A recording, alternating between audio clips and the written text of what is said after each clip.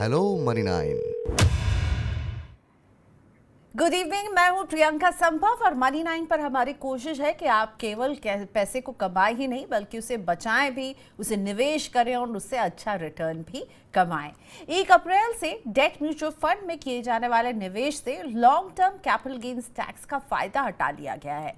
ये टैक्स लगता था आप 3 साल बाद जब उसे भुनाते थे, लेकिन अब आप जैसे उसमें से एग्जिट करेंगे, चाहे वो 3 महीने में हो या 3 दिन में हो, उस पर होने वाले मुनाफे को आपके इनकम से जोड़ा जाएगा और आपके टैक्स स्लैब के हिसाब से उस पर आपको टैक्स देना होगा। इंडेक्सेशन का भी बेनिफिट मिलता था, वो भी अब जाता रहा है।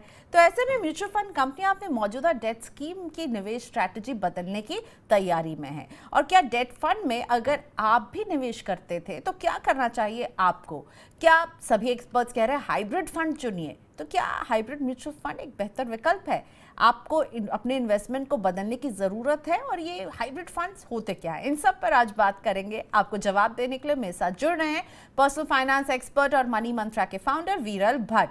Welcome to money 9। वीरल, आपसे बात करें उससे पहले मैं बताना चाहूंगी कि लोग हम तक अपने सवाल कैसे पहुंचा सकते हैं। तो जुड़िए लाइव और भेजिए अपने सवाल। व्हाट्सएप के जरिए आप भेज सकते हैं सवाल, और साथ में आप हमें ईमेल भी कर सकते हैं। हमारा व्हाट्सएप नंबर 93112187 हमारा ईमेल आईडी money9query@tv9.com। साथ ही में इस लाइव ब्रॉडकास्ट में यूट्यूब के कमेंट बॉक्स में भी आप अपने सवाल भेज सकते हैं। बस ये ध्यान रखिए, आप अपने सवाल को जितने डिटेल में देंगे हमारे एक्सपर्ट उसका जवाब उतने बेहतर तरीके से दे पाएंगे। इसलिए सवाल पूरा लिखें, सारी जानकारी दें, अपना नाम, अपने कॉन्टैक्ट डिटेल्स भी हमसे शेयर करना ना भूलें। चलिए अब वीरल से बातचीत शुरू करते हैं। थैंक यू वीरल, आपने मनी 9 के लिए वक्त निकाला। सबसे पहला सवाल, क्या डेट फंड को हाइब्रिड फंड से रिप्लेस किया जा सकता है? ये हाइब्रिड फंड्स जो हैं, क्या डेट फंड की जगह ले सकते हैं हमारे पोर्टफोलियो में? प्रियंका, देखिए, वैसे देखने जाए तो जो डेट और इक्विटी, ये 2 कैटेगरी होती है म्यूचुअल फंड्स में। जब कोई पर्सन इंडिविजुअली को सोचता है कि मुझे डेट फंड में निवेश करना है, या कोई उसका वित्तीय सलाहकार, फाइनेंशियल एडवाइजर उसको बोलता है कि आपको डेट फंड में निवेश करना है, तो वो कुछ सोचकर, या उनकी जो कंडीशन होगी, उनके फाइनेंशियल गोल्स हो गए, टाइम होराइजन होगा और उनका जो रिस्क होगा, लेने की क्षमता होगी रिस्क लेने की, उसके बेसिस के ऊपर डेट फंड को वो सजेस्ट करता होगा। तो वैसे देखने जाए तो डेट फंड को डायरेक्टली रिप्लेस करना हाइब्रिड फंड से वो ऐसे एज सच सोचा जाए तो नहीं कर सकते। बट हाँ, आगे जाके ये जो डेट का जो टैक्सेशन चेंज हुआ है, और मुझे जिस हिसाब से समझ में आ रहा है कि आगे जाके, और स्पेशली अभी कुछ महीनों के अंदर ही जो म्यूचुअल फंड कंपनीज हैं, जो उनके फंड्स आ रहे हैं, उसमें कुछ ऐसे बदलाव करेंगे जिसमें डेट का जो एक्सपोजर है वो भी आपको अच्छी तरीके से मिल जाए, और इक्विटी का एक्सपोजर, थोड़ा सा इक्विटी का एक्सपोजर बढ़ाकर वो फंड के जो कंपोजिशन है कैटेगरी में, उसको ट्विक कर हाइब्रिड फंड को ही एक ऐसा अल्टरनेटिव बना सकते हैं से इन्वेस्टर्स का जो कंसर्न था वो शायद से कुछ हद तक वो मिल पाएगा हाइब्रिड फंड से। हालांकि अभी तो ऐसे देखने जाए तो हाइब्रिड फंड में भी ऐसी बहुत सारी सब कैटेगरीज हैं जो अल्टरनेटिव पॉइंट ऑफ व्यू से, डेट के अल्टरनेटिव पॉइंट से डेफिनेटली ले सकते हैं। हाँ, पूरा रिप्लेस तो नहीं कर पाएंगे, बट कुछ पोजीशन यानी कुछ एलोकेशन पॉइंट ऑफ व्यू से हाइब्रिड फंड्स को देख सकते हैं। ओके, सो हाइब्रिड बेसिकली जिसमें आपको डेट और इक्विटी दोनों में एक्सपोजर मिलेगा। अभी अगर डेट पे पोर्शन ज़्यादा है तो वो डेट फंड माना जाता था, और अब उस पर टैक्सेशन बदल गया है तो उसको एडजस्ट किया जाएगा कि इक्विटी में थोड़ा सा अपना एक्सपोजर वो बढ़ा देंगे वो स्कीम्स, जिससे कि आपको टैक्स का बेनिफिट भी मिलेगा। तो अब ये बताइए, ये हाइब्रिड फंड कितने तरह के होते हैं, क्योंकि इनमें भी कई कैटेगरीज हैं, और कौन सी कैटेगरी किसके लिए सही है? देखिए, टोटल अगर देखने जाए तो सेबी के क्लासिफिकेशन के पॉइंट ऑफ व्यू से सेबी ने 7 सब कैटेगरीज में हाइब्रिड फंड्स को रखा गया है। उसमें मैं शुरू करूं तो एक कंजर्वेटिव हाइब्रिड फंड आते हैं, बैलेंस हाइब्रिड फंड आते हैं जो एग्रेसिव हाइब्रिड फंड कहलाते हैं, फिर balance hybrid fund, aggressive hybrid fund आते हैं, डायनेमिक एसेट एलोकेशन आता है, मल्टी एसेट एलोकेशन फंड आता है, फिर आता है आर्बिट्राज फंड और इक्विटी सेविंग्स फंड। अभी ये 7 कैटेगरीज में, 7 सब कैटेगरीज में हाइब्रिड कैटेगरी को रखा गया है। अभी देखने जाए तो जैसे कंजर्वेटिव हाइब्रिड फंड हो गया, वो डेट फंड की तरह क्लासिफाइड होता है और उसका जो टैक्सेशन है वो डेट की तरह है।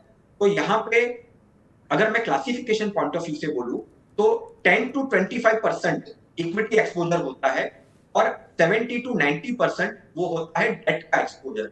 अभी अगर 70 to 90 यानी 35% के अगर नीचे आता है उनका इक्विटी का एक्सपोजर तो वो डेट फंड कहलाता है, राइट। तो यहाँ पे मेरा ऐसा अनुमान है और बहुत सारे फंड हाउस ये सोच भी रहे हैं कि ये सब जो एलोकेशन है, अंदर का जो एलोकेशन है उसको कुछ कहीं ना कहीं ट्विक कर कर वो 35% का अगर एलोकेशन इक्विटी का कर देते हैं तो वो हाइब्रिड कैटेगरी में, हाइब्रिड कैटेगरी में तो है ही है ये, बट उसका टैक्सेशन इक्विटी हो जाएगा। तो टैक्सेशन पॉइंट ऑफ व्यू से, रिटर्न पॉइंट ऑफ व्यू से आगे जाके यानी 3 साल की अवधि में, 5 साल की अवधि में जब हम हाइब्रिड फंड सोचते हैं ये टेन्योर में, उसमें काफी अच्छा फायदा हो सकता है। ओके, चलिए अब हम लोग इसके साथ ही आपको सवालों का रुख करते हैं और उसके बाद हम इस पर बातचीत को और आगे बढ़ाएंगे। तो पहला सवाल हम लेकर आते हैं। ये सवाल हमारे पास आया है धर्मेंद्र जी का, व्हाट्सएप पर इन्होंने सवाल हमें भेजा था। धर्मेंद्र जी शायद हमारे साथ फोन लाइन पर भी जुड़ चुके हैं। धर्मेंद्र जी नमस्ते, स्वागत है आपका मनी9 पर। बताइए क्या जानना चाहते हैं आप? आपका पोर्टफोलियो मेरे पास है, तो आप बेसिक सवाल बताइए, फिर हम आपका पोर्टफोलियो चला देंगे। नमस्कार मैडम। नमस्ते। मेरा कहना था, मेरे पास कुछ म्यूचुअल फंड है जी, जो पहले 7-8 साल से हैं, जो रेगुलर फंड है, और इधर 6 महीना पहले कुछ डायरेक्ट फंड है, जो नाम बता रहा हूँ। तो ICICI multi asset fund, ICICI export and services, ICICI infrastructure और कोटक फ्लेक्सी, ये रेगुलर फंड है 7-8 साल से। ओके। रिसेंटली 6 महीने में है SBI balance advantage fund, HDFC multi cap fund और एबीसीएल कॉर्पोरेट बॉन्ड। ओके, ठीक है। थोड़ा मेरा पोर्टफोलियो रिव्यू कीजिए। मेरा आयु 54 साल है और मुझे 5 लाख और इन्वेस्ट करना था। क्या इसी सब में डाल सकता हूँ या और कोई दूसरा फंड में डाल? ओके, चलिए तो रखते हैं आपका पोर्टफोलियो वीरल के सामने। वीरल, आप सामने देख पा रहे हैं जिसमें इन्होंने बताया कि जो 4 फंड्स हैं ये रेगुलर हैं और एसबीआई बैलेंस और 7-8 साल पुराना निवेश है। ICICI multi asset, ICICI export and services, ICICI infrastructure और कोटक फ्लेक्सी में, और साथ ही में इसके अलावा जो बचे हैं वो उनके कुछ 6 महीने पुराने निवेश है। 5 लाख का ये और निवेश भी करना चाहते हैं। क्या सजेस्ट करेंगे? पोर्टफोलियो कैसा दिख रहा है? इसी में निवेश करें या कुछ नए फंड्स आप सजेस्ट करेंगे? देखिए, मैं अगर यहाँ पे समझ पाया हूँ जिन उन्होंने जो क्वेरीज भेजी है, फंड के हिसाब से देखने जाए तो इक्विटी और डेट दोनों का कॉम्बिनेशन रखा है। बैलेंस एडवांटेज फंड भी है, मल्टी एसेट फंड भी है, इंफ्रास्ट्रक्चर काफी एग्रेसिव फंड हो गया है ये, क्योंकि सेक्टोरल एलोकेशन है। फिर उन्होंने कोटक फ्लेक्सी कैप में इन्वेस्ट किया हुआ है और प्योर डेट फंड है। ठीक है, अभी ये प्योर डेट फंड है तो डेफिनेटली उन्होंने ये एक लास्ट फाइनेंशियल ईयर के पहले, यानी ये पिछले साल उन्होंने किया होगा या कुछ सालों पहले किया होगा, तो टैक्सेशन के पॉइंट ऑफ व्यू से कोई उनको प्रॉब्लम नहीं है, तो इनको कंटिन्यू रखना चाहिए। एडिशनल जो उनको डालना है वो डेफिनेटली इनमें ही एलोकेशन करे। ये जो ऑलरेडी उनके 6 या 7 फंड है उसमें ही एलोकेशन करे। और जो उनका जो 1 करोड़ का जो टारगेट है, अगर ऐसे देखने जाए तो वो उनके लिए, ऐसे देखने जाए तो अवधि काफी कम है।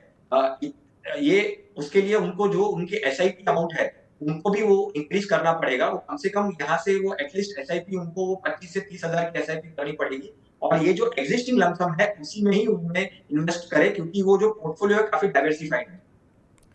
ओके, तो ये पोर्टफोलियो आपको इनका पसंद आ रहा है, इसी में इनको इन्वेस्ट करना चाहिए। कुछ नए फंड्स इनको ऐड करने की आप अभी सलाह नहीं देंगे? नहीं दूंगा। और दूसरी चीज, एक चीज ये भी ध्यान में रखनी है कि मल्टीपल एएमसी, यानी देखिए अभी उनके इसमें यहाँ पे दिख रहा है कि 2-3 स्मॉल कैप फंड है एसआईपी के पॉइंट ऑफ व्यू से, राइट। कुछ एएमसीज के 2-3 फंड्स हैं, तो वैसे ना करे। आपका जो पोर्टफोलियो होना चाहिए वो आप हर एक एएमसीज के एक फंड देखिए और अलग अलग कैटेगरी के फंड्स रखिए, जिससे वो पोर्टफोलियो के उसमें डुप्लीकेशन ना हो। और अगर एक ही एएमसी, देखिए जनरली क्या होता है कि एक एएमसी जो जब भी स्ट्रेटजी बनाती है इक्विटी फंड में, वो उनका पोर्टफोलियो जो होता है वो स्टॉक्स का पोर्टफोलियो ओवरलैप होता है। तो अगर वो एक फंड नहीं चला तो पॉसिबल है कि वो दूसरा फंड भी ना चले। तो उससे अच्छा जो स्ट्रेटेजी है वो पूरी 6-7 फंड्स की, वो सारे अलग-अलग एएमसीज के फंड चुने, डिफरेंट कैटेगरीज के फंड चुने। ओके, सो एक ही एएमसी में ज़्यादा फंड्स ना चुन के एलोकेशन एलोकेशन नहीं कीजिए, क्योंकि वो कंसंट्रेशन रिस्क हो जाता है कि आप एक ही कंपनी के सारे फंड्स जो है वो इकट्ठा करें। पर मुझे तो काफ़ी वेरिएशन नज़र आ रहा है, क्योंकि मैं देख रही हूँ बैलेंस एडवांटेज फंड भी है, फ्लेक्सी कैप भी है, मल्टी कैप भी है, लेकिन हाँ आईसीआईसीआई के 3 फंड इनके पास ज़रूर थे। और ऑलराइट, स्मॉल कैप भी 2 स्मॉल कैप उन्होंने रखे हुए हैं। 2 स्मॉल कैप तो मुझे नहीं लग रहा है इनके पास हैं। देखिए आप वो उन्होंने वो दूसरा पोर्टफोलियो जो हम आपके लिए अगले सवाल में लेकर आएंगे। धर्मेंद्र जी के पोर्टफोलियो में 2 स्मॉल कैप नहीं है, चलिए, लेकिन स्टिल 3 जो है एक ही कंपनी के 3 फंड्स इनके पोर्टफोलियो में जरूर नजर आ रहे हैं। चलिए ओके, चलिए अगला सवाल वेंकटेश का हम लेते हैं। और वेंकटेश जी ने 2 स्मॉल कैप में निवेश किया जिसका जिक्र कर रहे थे अभी वीरल, तो हम इनका सवाल लेकर आते हैं। साल 2020 में इन्होंने निवेश किया था, इनकी उम्र है 43, रिटायरमेंट के लिए 20 साल बाद 1 करोड़ रुपए का ये फंड जुटाना चाहते हैं। और इनके जो पोर्टफोलियो में कौन कौन से फंड हैं वो आपको बता देते हैं और कहाँ कहाँ ये निवेश करते हैं। तो वेंकटेश जो है LIC में 10,000 रुपए हर महीने निवेश कर रहे हैं, PPF में 500 रुपए हर महीने निवेश कर रहे हैं, निपॉन इंडिया का इनके पास स्मॉल कैप है जिसमें 5,000 रुपए हर महीने की सिप कर रहे हैं, SBI स्मॉल कैप है, टाटा स्मॉल कैप है, एक्सिस स्मॉल कैप है। ओके, और एक्सिस स्मॉल कैप में तो इन्होंने एक मुश्त 1,06,000 रुपए का निवेश किया है। सो इनका जो पूरा पोर्टफोलियो है इसमें सिर्फ और सिर्फ मुझे स्मॉल कैप नजर आ रहे हैं। समझाइए वेंकटेश जी के इस पोर्टफोलियो को आप कैसे देख रहे हैं, कैसे रेट करेंगे वीरल? वही है, मैं सॉरी जो थोड़ा सा मिसअंडरस्टैंडिंग हो गया, पहले वाले क्वेश्चंस के ये क्वेश्चंस को मैंने मिला दिया। वैसे देखने जाए मैं हमेशा ये सजेस्ट करता हूँ प्रियंका की ये काफी देखो, स्मॉल कैप एक जो कैटेगरी है वो काफी रिस्क वाले कैटेगरी के पॉइंट ऑफ व्यू से आता है। रिटर्न्स अच्छे होते हैं बट डेफिनेटली अभी इनका टेन्योर उन्होंने यहाँ से 20 साल बताया है, तो वैसे देखने जाए तो स्मॉल कैप कैटेगरी सही है। But diversification point of view, concentration risk point of view, अगर हम देखने जाए तो ये सारे फंड स्मॉल कैप होना जरूरी नहीं है।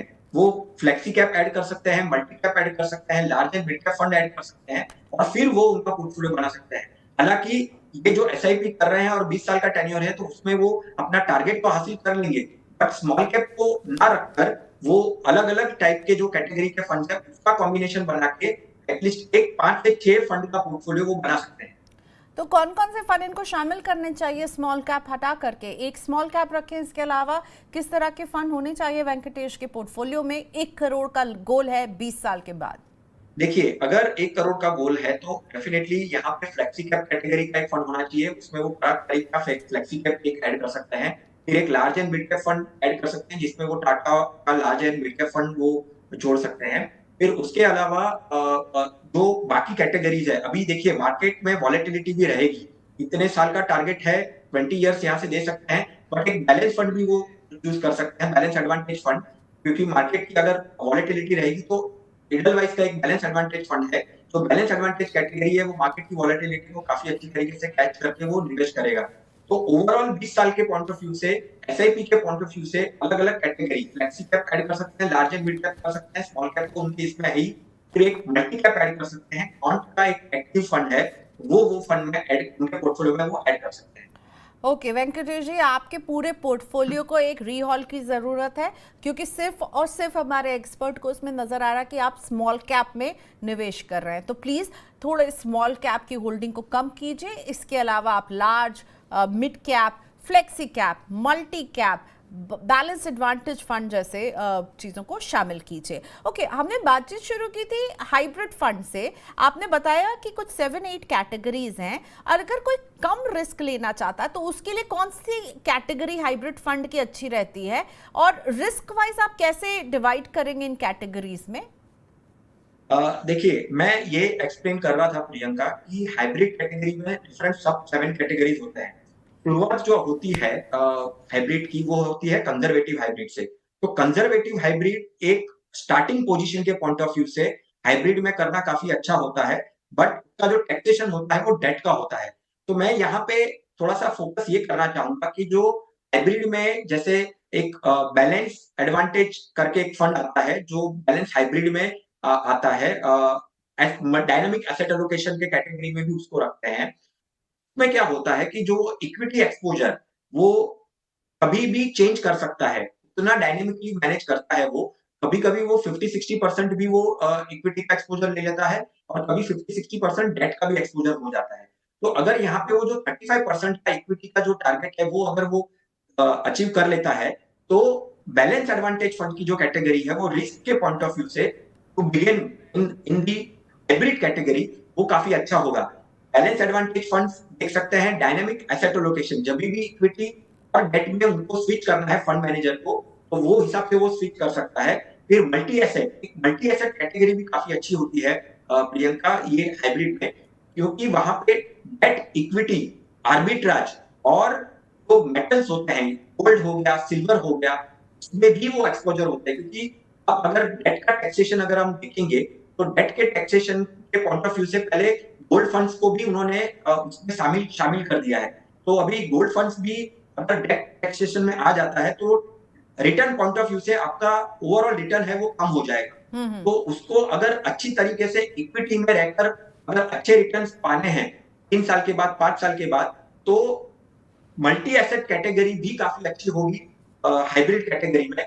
और काफी टाइम से बैलेंस एडवांटेज, जो मैं वापस से मैं रिपीट करूंगा कि बैलेंस एडवांटेज फंड की मार्केट की जो वॉलेटिलिटी है, अभी आज के टाइम पे अगर हम देखें तो 2022 में भी मार्केट की मूवमेंट अच्छी नहीं थी, 2023 में भी मार्केट की मूवमेंट अच्छी नहीं है, और अगर 2024 जब तक इलेक्शन खत्म नहीं होते हैं तब तक मार्केट में वॉलेटिलिटी रहेगी। तो ऐसे वाले मार्केट में जब हमको एंट्री पॉइंट करना है तो उसमें बैलेंस एडवांटेज फंड जो कैटेगरी है, डायनेमिक एसेट एलोकेशन वाले जो कैटेगरी फंड है, वो काफी अच्छे हो सकते हैं।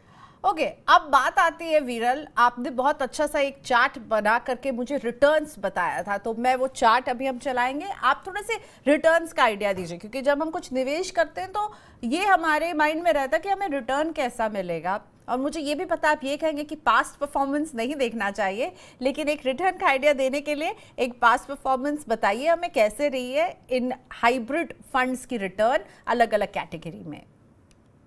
देखिए, जैसे हम बात कर रहे थे कि किन लोगों को, कौन से लोगों को ये हाइब्रिड फंड्स में एंट्री लेनी चाहिए, तो एक अनुमान ऐसा देखा गया है कि जो मैं कंजर्वेटिव अप्रोच रखना चाहता हूं, मैं इक्विटी मार्केट में ज्यादा रिस्क नहीं लेना चाहता, पर फिर भी मुझे ऐसे रिटर्न चाहिए जो फिक्स डिपॉजिट्स को बीट कर सके।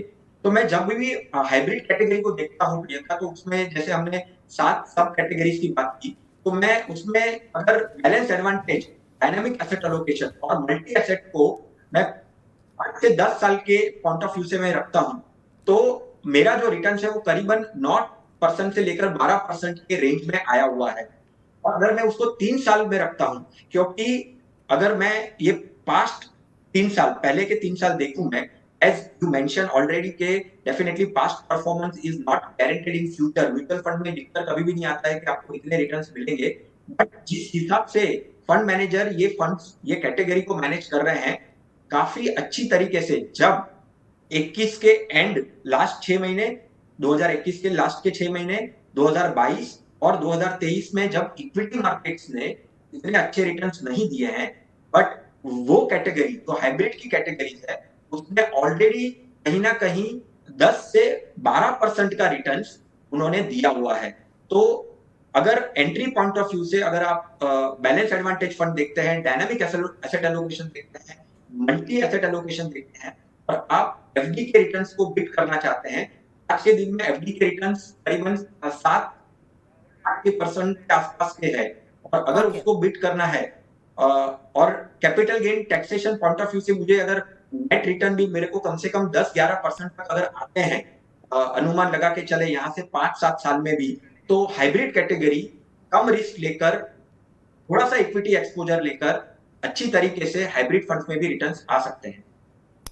ओके, सो चलिए, ये है जो आपको रिटर्न का चार्ट आपके लिए विरल ने मेहनत करके बनाया था, ताकि आप समझ सकें कि किस तरह का प्रदर्शन रहा है इन हाइब्रिड स्कीम्स का। ओके, अब एक सवाल लेते हैं राहुल डेविड का। गुड आफ्टरनून राहुल डेविड जी, आप कंटिन्यूसली जुड़ते हैं हमारे लाइव ब्रॉडकास्ट में, इसके लिए शुक्रिया आपका। और राहुल डेविड का सवाल है कि इन्हें एक सिप शुरू करनी है, टाइम होराइजन है इनका 15 से 18 साल, और quant absolute HDFC retirement saving fund या कोई और फंड, आप क्या सजेस्ट करेंगे इन्हें? 15 to 18 years, which is a very long time. देखिए, एक तो ये बहुत ही अच्छी बात है कि उन्होंने HDFC रिटायरमेंट फंड, यानी एक रिटायरमेंट सॉल्यूशन ओरिएंटेड फंड की कैटेगरी है म्यूचुअल फंड में, वो उन्होंने अपने पोर्टफोलियो में शामिल की है। क्योंकि कई बार ऐसा होता है प्रियंका कि हम हमारे लक्ष्य से भटक जाते हैं और फिर वो इन्वेस्टमेंट को बंद कर देते हैं या तोड़ देते हैं। तो ये जो HDFC रिटायरमेंट फंड, मैं फोकस्ड हूँ, मुझे रिटायरमेंट के लिए निवेश करना है, तो ये पॉइंट ऑफ व्यू से ये फंड काफी सही है। और वो जब तक उनका रिटायरमेंट नहीं आता है तब तक ये फंड में बने रह सकते हैं। फंड में कोई प्रॉब्लम नहीं है, फंड काफी अच्छे हैं। उनका जो दूसरा फंड है वो भी काफी अच्छा है, इक्विटी फंड है, और वो भी काफी अच्छी तरीके से वो लोग मैनेज करते हैं। कौन का फंड जो मैं यहाँ पे मेंशन कर रहा हूँ, तो फंड वाइज काफी अच्छे हैं। रिटायरमेंट के पॉइंट ऑफ व्यू से ये दो फंड में निवेश करना काफी अच्छा रहेगा। ओके, तो फिर ये फंड जो इन्होंने चुना ये आपको ठीक लग रहे हैं लंबी अवधि के लिए? यस। ओके, चलिए अब ये सवाल है दिशांत जी का, मुंबई से आया है ये सवाल, और ये पूछ रहे हैं कि मैं एक नया निवेशक हूँ और पहली बार इक्विटी में निवेश करने की सोच रहा हूँ, मुझे किस तरह के स्कीम में निवेश करना चाहिए? मैं रिस्क नहीं लेना चाहता हूँ, मुझे 5 से 7 साल तक इन पैसों की कोई ज़रूरत नहीं है। Thank you so much Dishant, आपने सवाल इतने अच्छे से फ्रेम किया है कि हम बिल्कुल समझ पा रहे हैं कि आप क्या, आपका लक्ष्य है, आप 5 से 7 साल के लिए निवेश करना चाहते हैं, पहली बार आप इक्विटी में निवेश करें और म्यूचुअल फंड का रास्ता चुना है। वीरेंद्र, मदद कीजिए दिशांत की। काफी सही तरीके से पूछा है। जैसे आपने कहा प्रियंका, शुरू में अगर वो इन्वेस्ट कर रहे हैं तो एक क्योंकि देखो उनका टाइम टेन्योर जो है वो इक्विटी पॉइंट ऑफ व्यू से एकदम 100% अगर इक्विटी एक्सपोजर लेना है तो मैं उनको सजेस्ट करूंगा कि एक large and mid cap fund वो ले सकते हैं उनके पोर्टफोलियो में।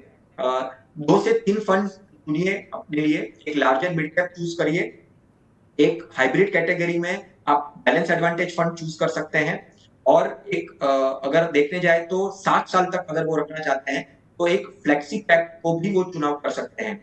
इससे ओवरऑल पोर्टफोलियो उनका 60 से 70% तक का वो हो जाएगा इक्विटी में, और 20 से 30% का उनका पोर्टफोलियो हो जाएगा डेट में। तो 5-7 साल के पॉइंट ऑफ व्यू से अगर 12% से भी अनुमान लगा ले, काफी अच्छी तरीके से वो पोर्टफोलियो में रिटर्न जुटा पाएंगे, राशि जुटा पाएंगे। इन फंड रखिए, large and mid cap, flexi cap और एक balance advantage fund. Okay, so large mid cap flexi plus एक हाइब्रिड फंड जो हम जिस पर बात कर रहे हैं, आप वो इनको सजेस्ट कर रहे हैं कि वहाँ पर इनको निवेश करना चाहिए। एक हम लाइव सवाल लेते हैं, SK कुमार जी का है, जो हमसे पूछ रहे हैं कि वो ग्लोबल रीट में निवेश करना चाहते हैं, तो क्या इसकी प्रक्रिया होती है, और why some REITs prices have decreased in few years, और साथ ही में क्या कि रोबो एडवाइज़र क्या होते हैं? तो रोबो एडवाइज़र और रीट दो अलग अलग सवाल हैं, बहुत ही लेंदी इनका जवाब हो सकता है कुमार साहब, पर हम वीरल से रिक्वेस्ट करेंगे शॉर्ट में समझाते हैं, और मुझे लगता है अगर आप ऐसी इस टॉपिक पर एक शो देखना चाहते हैं तो हम आगे लेकर आएंगे। शॉर्ट में अगर आप रीट और रोबो एडवाइजरी समझा दें इन्हें। देखिए, रीट के पॉइंट ऑफ व्यू से मैं ये कहूंगा कि म्यूचुअल फंड में रीट से जुड़े हुए कुछ फंड्स आए हैं लास्ट 2-3 साल में, तो रीट को बिलोंग करते हैं, रियल एस्टेट इन्वेस्टमेंट्स कहते हैं जिसको।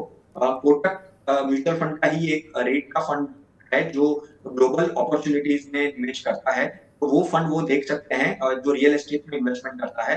हालांकि रियल एस्टेट सेक्टर या तो वैसे देखने जाए तो कोई भी सेक्टोरियल फंड काफी रिस्क वाला होता है, उसमें रिटर्न्स जो आप एक्सपेक्ट करते हैं वो कुछ कम अवधि में नहीं आएंगे। आपको एटलीस्ट उसको 8 साल 10 साल तक अगर आप उसमें बने रहते हैं तो वो रीट वाले जो ऑप्शन है उसमें रिटर्न्स आ सकते हैं।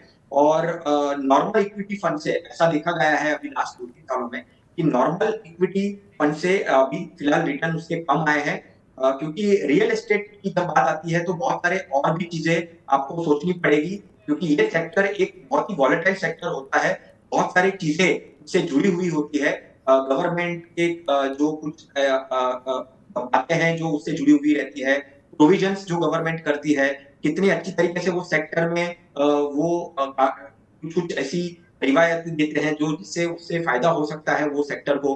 तो रियल एस्टेट सेक्टर एक ऐसा सेक्टर नहीं है आप कह सकते हैं कि जो इक्विटी जैसा रिटर्न दे सके, बट हाँ उसमें रेगुलर इनकम आती रहती है, जो जहां पे भी आप जो प्रॉपर्टीज में वो इन्वेस्टमेंट करते हैं उससे कुछ रेगुलर इनकम वो खड़ी हो सकती है। कुछ स्टॉक्स में भी डिविडेंड आते हैं। तो ऐसे देखने जाए तो अनुमान अभी देखने जाए तो 6-7% के आसपास का रिटर्न बनता हुआ दिख रहा है रियल एस्टेट फंड्स में। बट आगे जाके ये सेक्टर कैसा चलेगा वो एक क्वेश्चन है। तो as far as fund is concern, REIT funds, आप कोटक का एक ग्लोबल फंड है जो रियल एस्टेट में इन्वेस्टमेंट करता है, वो देख सकते हैं। रही बात रोबो एडवाइजर की, तो रोबो एडवाइजर एक ऐसा होता है जहां पे आप इंटरनेट पे लॉगिन करते हैं और आपसे कुछ वो सवाल पूछते हैं इंटरनेट पे, जिससे आपको जवाब देते हैं और वो जवाब के बेसिस के ऊपर वो आपका एक पोर्टफोलियो बनाता है। हालांकि वो टाइम टू टाइम आपका हैंड होल्डिंग नहीं कर सकता, आपको वो बार बार नहीं बता सकता कि आपको क्या करना चाहिए क्या नहीं करना चाहिए। तो रोबो एडवाइजर एक आप सीधा संपर्क उसके साथ नहीं कर सकते, बट हाँ टेक्नोलॉजी का इस्तेमाल करके आप उनसे जुड़ सकते हैं। चैट जीपीटी जैसे आपको एक वो ऑटो आंसर दे रहा होगा, आर्टिफिशियल इंटेलिजेंस वाला। एक लाइव सवाल मयूर गोरी का। मयूर पूछ रहे हैं कि प्लीज वो वीरल आपका व्यू जानना चाहते हैं डीएसपी मिड कैप फंड और एसबीआई स्मॉल कैप फंड पर। देखिए, मिड और स्मॉल कैप फंड डेफिनेटली जब भी आप निवेश करने का सोच रहे हैं तो आपकी अवधि एटलीस्ट 7 से 10 साल के आसपास की होनी चाहिए, और उससे भी अगर ज्यादा होगी तो काफी अच्छा है, क्योंकि ये वाले कैटेगरी फंड्स शुरू के सालों में, यानी जब आप निवेश, अभी सपोज मान के चलिए आपने 1 या 2 साल पहले निवेश शुरू किया होगा तो आपको ज्यादा रिटर्न्स नहीं दिखते होंगे, क्योंकि काफी वॉलेटाइल होते हैं मिड कैप और स्मॉल कैप। तो मिड कैप और स्मॉल कैप में आपको एटलीस्ट 7-10 साल तक बने रहना चाहिए, तो ही आप अच्छे रिटर्न एक्सपेक्ट कर सकते हैं। डीएसपी मिड कैप की मूवमेंट 2-3 साल से इतनी अच्छी नहीं रही है। अभी जब हमारी उनके साथ बात हुई थी तो समझ में आया कि वो लोग कुछ पोर्टफोलियो में चेंजेस करने वाले हैं, जिससे जो उनका परफॉर्मेंस है वो आने वाले सालों में बेहतर हो सकता है। फंड वाइज दोनों फंड आप रख सकते हैं, डीएसपी का mid cap fund and SBI small cap, but आपकी जो अवधि है वो एटलीस्ट 7 साल से लेकर 10 साल के आसपास की रखनी चाहिए। Okay, so long term view के लिए ये दोनों फंड वीरल कह रहे हैं कि आपके पोर्टफोलियो में है तो इन्हें जरूर रखें, लेकिन लॉन्ग टर्म का नजरिया होना चाहिए। धर्मेंद्र जी का सवाल लेते हैं। धर्मेंद्र पूछ रहे हैं हमसे, क्या मैं 2 एएमसी के बैलेंस एडवांटेज फंड और मल्टी एसेट फंड ले सकता हूं? If yes please suggest 2 balance advantage and multi asset fund.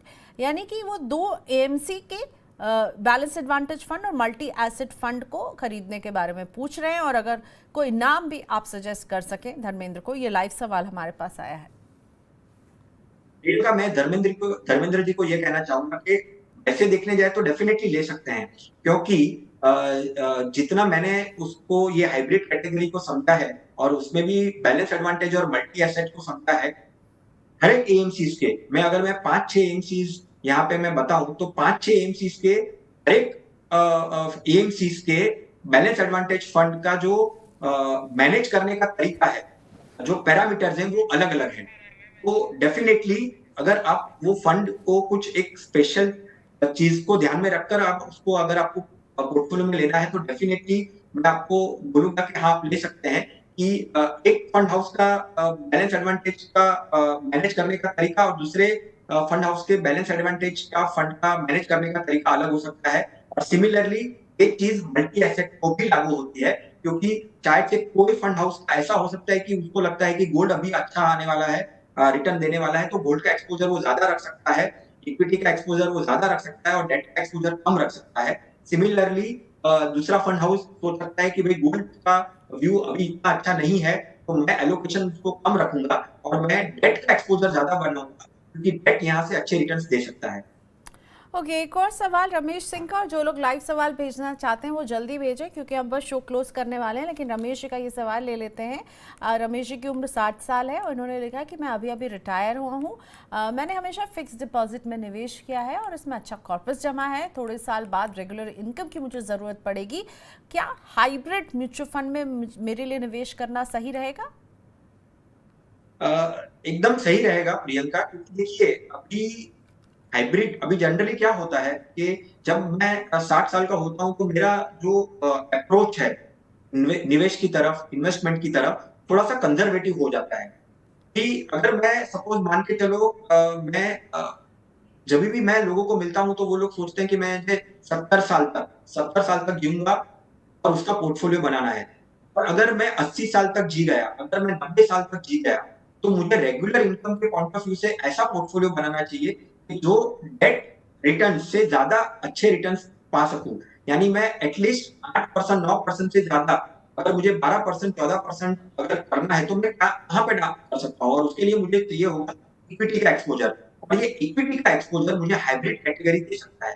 तो उनका पोर्टफोलियो वो ऐसे बना सकते हैं कि कुछ परसेंटेज, अगर मान के चलो उनको 100 रुपया इन्वेस्टमेंट करना है तो 20 से 30 रुपया वो कंजर्वेटिव हाइब्रिड में रख सकते हैं, 30 से 40-50 रुपया वो बैलेंस एडवांटेज में रख सकते हैं, और बाकी के 20 से 30 रुपया वो मल्टी एसेट कैटेगरी में कर सकते हैं। तो उनका जो पूरा पोर्टफोलियो है वो हाइब्रिड कैटेगरी को वो रख सकते हैं, चुनाव कर सकते हैं, और हाइब्रिड कैटेगरी की जो सब कैटेगरीज हैं उसमें से 2 से 3 सब कैटेगरी को लेकर वो उनका पोर्टफोलियो बना सकते हैं।